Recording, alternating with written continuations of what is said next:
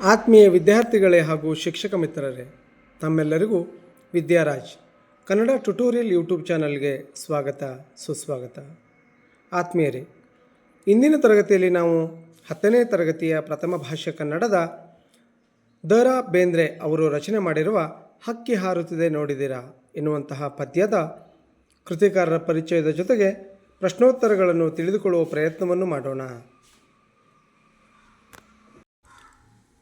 ಮೊದಲಿಗೆ ಹಕ್ಕಿ ಹಾರುತ್ತಿದೆ ನೋಡಿದರೆ ಅನ್ನೋ ಪದ್ಯವನ್ನು ರಚನೆ ಮಾಡಿರುವ ದ.ರಾ. ಬೇಂದ್ರೆ ಅವರ ಕಿರು ಪರಿಚಯವನ್ನು ಮಾಡಿಕೊಂಡು ಆಮೇಲೆ ಪ್ರಶ್ನೋತ್ತರಗಳನ್ನು ತಿಳಿದುಕೊಳ್ಳೋಣ.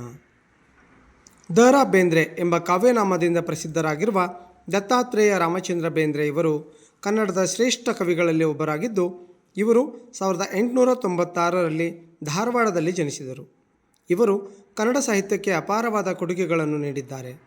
ಶ್ರೀಯುತರು ರಚಿಸಿರುವ ಪ್ರಮುಖ ಕೃತಿಗಳೆಂದರೆ ಗರಿ, ಕೃಷ್ಣಕುಮಾರಿ, ನಾದಲೀಲೆ, ಮೇಘದೂತ, ಸಖಿಗೀತ, ನಾಕುತಂತಿ, ಉಯ್ಯಾಲೆ, ಸೂರ್ಯಪಾನ ಇನ್ನು ಮುಂತಾದ ಕೃತಿಗಳನ್ನು ಕನ್ನಡ ಸಾಹಿತ್ಯಕ್ಕೆ ಕೊಡುಗೆಯಾಗಿ ನೀಡಿದ್ದಾರೆ. ಶ್ರೀಯುತರಿಗೆ ದೊರೆತಿರುವ ಪ್ರಮುಖ ಪ್ರಶಸ್ತಿಗಳೆಂದರೆ ಕೇಂದ್ರ ಸಾಹಿತ್ಯ ಅಕಾಡೆಮಿ ಪ್ರಶಸ್ತಿ, ಜ್ಞಾನಪೀಠ ಪ್ರಶಸ್ತಿ, ಪದ್ಮಶ್ರೀ ಪುರಸ್ಕಾರ ಇನ್ನು ಮುಂತಾದ ಪ್ರಶಸ್ತಿಗಳನ್ನು ಶ್ರೀಯುತರಿಗೆ ನೀಡಿ ಗೌರವಿಸಲಾಗಿದೆ. ಇನ್ನು ಒಂದು ವಾಕ್ಯದಲ್ಲಿ ಉತ್ತರಿಸಿರಿ. ಅಭ್ಯಾಸದ ಪ್ರಶ್ನೆಗಳು: ಹಕ್ಕಿ ಯಾವ ವೇಗದಲ್ಲಿ ಹಾರುತ್ತಿದೆ?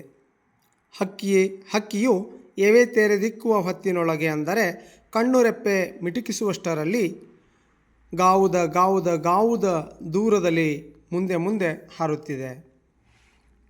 ಹಕ್ಕಿಯ ಗರಿಯಲ್ಲಿ ಯಾವ ಬಣ್ಣಗಳಿವೆ?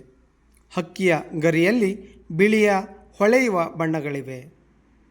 ಹಕ್ಕಿಯ ಕಣ್ಣುಗಳು ಯಾವುವು? ಸೂರ್ಯ ಚಂದ್ರರು ಹಕ್ಕಿಯ ಕಣ್ಣುಗಳು. ಹಕ್ಕಿಯು ಯಾರ ನೆತ್ತಿಯನ್ನು ಕುಕ್ಕಿದೆ?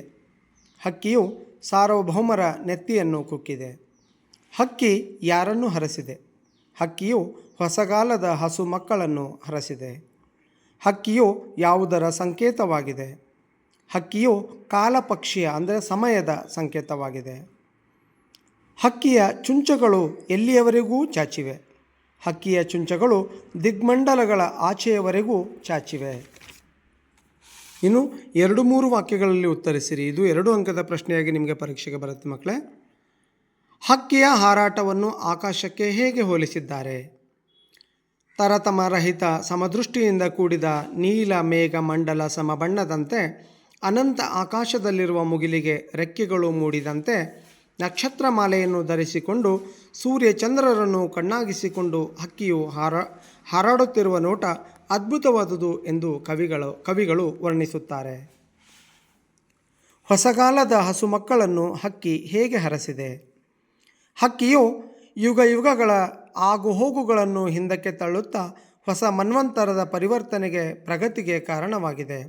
ಹಕ್ಕಿಯು ತನ್ನ ಹಗಲು ರಾತ್ರಿಗಳೆಂಬ ರೆಕ್ಕೆಗಳನ್ನು ಬೀಸುವ ಮೂಲಕ ಭೂಮಂಡಲದ ಜೀವಿಗಳಿಗೆ ಚೈತನ್ಯ ನೀಡಿ ಹೊಸಗಾಲದ ಹಸು ಮಕ್ಕಳನ್ನು ಹರಸಿ ಉತ್ತಮ ಭವಿಷ್ಯಕ್ಕಾಗಿ ಶುಭ ಹಾರೈಸುತ್ತಿದೆ ಎಂದು ಕವಿಗಳು ವರ್ಣಿಸುತ್ತಾರೆ. ಹಕ್ಕಿಯು ಯಾವ ಮೇರೆ ಮೀರಿ ನೀರನ್ನು ಹೀರಿದೆ? ಕಾಲಪಕ್ಷಿಯು ಹಾರುತ್ತಾ ಆಡುತ್ತಾ ಹಾಡುತ್ತಾ ಶುಕ್ರಗ್ರಹ ಎಂಬ ಹಳ್ಳಿಯ ಮೇರೆಯನ್ನು ಮೀರಿ ಹಾರುತ್ತಿದೆ. ತಿಂಗಳೂರಿನ ಅಂದರೆ ಚಂದ್ರಲೋಕದ ನೀರನ್ನು ಸಂತೋಷದಿಂದ ಹೀರುತ್ತಾ ಮಂಗಳಲೋಕದಲ್ಲಿ ಅಂಗಳವನ್ನೂ ಸಹ ಏರಿ ಆಡುತ್ತಿದೆ. ಮಾನವನು ಭೂಮಿಯಿಂದ ಇತರ ಉಪಗ್ರಹಗಳಿಗೆ ಸಂಚರಿಸಬಹುದಾದ ದಾರ್ಶನಿಕ ಹಾಗೂ ವೈಜ್ಞಾನಿಕ ಪ್ರಗತಿಯ ಮುನ್ನೋಟ ಇಲ್ಲಿದೆ. ಇನ್ನು 8-10 ವಾಕ್ಯಗಳಲ್ಲಿ ಉತ್ತರಿಸಿರಿ ಪ್ರಶ್ನೆ ಮಕ್ಕಳೇ. ಇದು ಪರೀಕ್ಷೆಗೆ ನಿಮಗೆ 4 ಅಂಕದ ಪ್ರಶ್ನೆಯಾಗಿ ಬರುತ್ತೆ. ಹಕ್ಕಿಯನ್ನು ಕಾಲಗತಿಗೆ ಹೋಲಿಸುತ್ತಾ ಕವಿ ಹೇಳಿರುವ ಮಾತುಗಳು ಯಾವುವು? ಇಲ್ಲಿಂದ 8-10 ವಾಕ್ಯಗಳಲ್ಲಿ ಪ್ರಾರಂಭವಾಗುತ್ತೆ ಮಕ್ಕಳೇ. ಇದನ್ನು ನೋಡಿ ಓದಿ ಬರೆದಿಟ್ಕೊಂಡ್ರೆ ನಿಮಗೆ 100ಕ್ಕೆ 100 ಅಂಕಗಳನ್ನು ಗಳಿಸೋದಕ್ಕೆ ಸಹಾಯ ಆಗುತ್ತೆ. ಇದು ನಿಮಗೆ 4 ಅಂಕಗಳನ್ನು ತಂದುಕೊಡುವಂತಹ ಪ್ರಶ್ನೆಯಾಗಿದೆ, ಪ್ರಶ್ನೆಗೆ ಉತ್ತರವಾಗಿದೆ.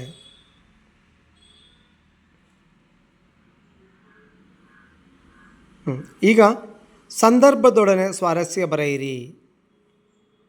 ಮೊದಲನೇ ಸಂದರ್ಭ: ರೆಕ್ಕೆಗಳೆರಡೂ ಪಕ್ಕದಲ್ಲುಂಟು. ಇದು ಹಕ್ಕಿ ಹಾರುತ್ತಿದೆ ನೋಡಿದರ ಪದ್ಯದಿಂದ ಯಾವುದೇ ಸಂದರ್ಭವನ್ನು ಕೊಟ್ಟರೂ ಸಹ ಆಯ್ಕೆ ಇದೇ ಆಗಿರುತ್ತೆ, ಒಂದೇ ಆಯ್ಕೆ ಆಗಿರುತ್ತೆ ಮಕ್ಕಳೇ. ಸಂದರ್ಭ ಮತ್ತು ಸ್ವಾರಸ್ಯ ಬೇರೆ ಬೇರೆ ಆಗಿರುತ್ತೆ. ಆಯ್ಕೆಯನ್ನು ನೋಡ್ರಿ.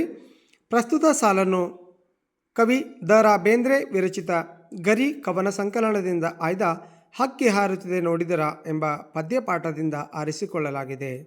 ಯಾವುದೇ ಸಂದರ್ಭವನ್ನು ಕೊಟ್ಟರೂ ಸಹ ಇದೇ ಆಯ್ಕೆಯನ್ನೇ ನೀವು ಬರೀಬೇಕಾಗುತ್ತೆ. ಮತ್ತು ಯಾವ ಸಂದರ್ಭ ಮತ್ತು ಸ್ವಾರಸ್ಯ ಬೇರೆ ಬೇರೆ ಆಗಿರುತ್ತೆ, ನೋಡಿಕೊಂಡು ನೀವು ಆನ್ಸರ್ನ ಬರೀಬೇಕು. ಇನ್ನು ಎರಡನೆಯ ಸಂದರ್ಭ ಸಾರ್ವಭೌಮರ ನೆತ್ತಿಯ ಕುಕ್ಕಿ. ಇದಕ್ಕೂ ಸಹ ಆಯ್ಕೆ ಅದೇ ಆಗಿರುತ್ತೆ, ಮೊದಲು ಹೇಳಿರೋ ಆಯ್ಕೆನೇ ಆಗಿರುತ್ತೆ. ಸಂದರ್ಭ ಮತ್ತು ಸ್ವಾರಸ್ಯ ಬೇರೆ ಬೇರೆ ಆಗಿರುತ್ತೆ. ಬಲ್ಲರು ಯಾರ ಹಾಕಿದ ಹೊಂಚ. ಆಯ್ಕೆ ಸೇಮ್, ಸಂದರ್ಭ ಮತ್ತು ಸ್ವಾರಸ್ಯ ಬೇರೆ ಬೇರೆ ಆಗಿರುತ್ತೆ. ನೆಕ್ಸ್ಟ್, ಹೊಸಗಾಲದ ಹಸು ಮಕ್ಕಳ ಹರಸಿ. ಆಯ್ಕೆ ಇದಕ್ಕೂ ಸಹ ಸೇಮ್ ಇರುತ್ತೆ. ಮಂಗಳ ಲೋಕದ ಅಂಗಳಕೇರಿ.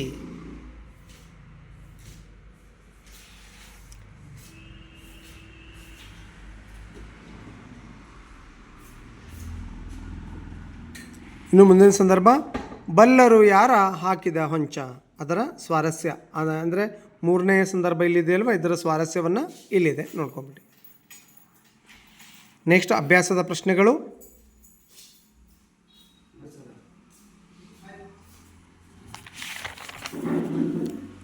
ಭಾಷಾ ಚಟುವಟಿಕೆ. ಪಾಠದಲ್ಲಿ ಬರುವಂಥ ಭಾಷಾ ಚಟುವಟಿಕೆ ಕೊಟ್ಟಿರುವ ಪದಗಳಿಗೆ ಸಮಾನಾರ್ಥಕ ಪದ ಬರೆಯಿರಿ.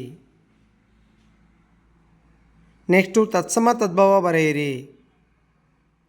ನೆಕ್ಸ್ಟು ಸಂಧಿ ಬಿಡಿಸಿ ಹೆಸರಿಸಿರಿ. ಈ ಪದ್ಯದಲ್ಲಿ ಬರುವ ದ್ವಿರುಕ್ತಿ ಪದಗಳನ್ನು ಹೆಸರಿಸಿರಿ. ಈರುಳು, ದಿನ ದಿನ, ಬಣ್ಣ ಬಣ್ಣ, ಖಂಡ ಖಂಡ, ಯುಗ ಯುಗ. ಪದ್ಯಭಾಗವನ್ನು ಪೂರ್ಣಗೊಳಿಸಿ ಬರೆಯಿರಿ. ಈ ಪದ್ಯಭಾಗ ಪೂರ್ಣಗೊಳಿಸಿ ಬರೆಯಿರಿ. ಇದು ನಿಮಗೆ 4 ಅಂಕದ ಪ್ರಶ್ನೆಯಾಗಿ ಪರೀಕ್ಷೆಗೆ ಬರುತ್ತೆ ಮಕ್ಕಳೇ. ಈ ವಿಡಿಯೋ ನಿಮಗೆ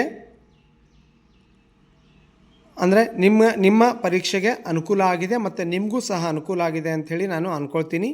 ಈ ವಿಡಿಯೋ ನಿಮಗೆ ಇಷ್ಟ ಆಗಿದ್ದರೆ ಲೈಕ್ ಮಾಡಿ, ಶೇರ್ ಮಾಡಿ, ಕಮೆಂಟ್ಸ್ ಮಾಡಿ. ಹಾಗೆಯೇ ನನ್ನ ಚಾನಲನ್ನು ಸಬ್ಸ್ಕ್ರೈಬ್ ಮಾಡ್ಕೊಳ್ಳಿ ಅಂತ ಹೇಳ್ತಾ ಮುಂದಿನ ವಿಡಿಯೋವನ್ನು ನೋಡೋಕ್ಕೆ ಹೋಗೋಣ. ಧನ್ಯವಾದಗಳು.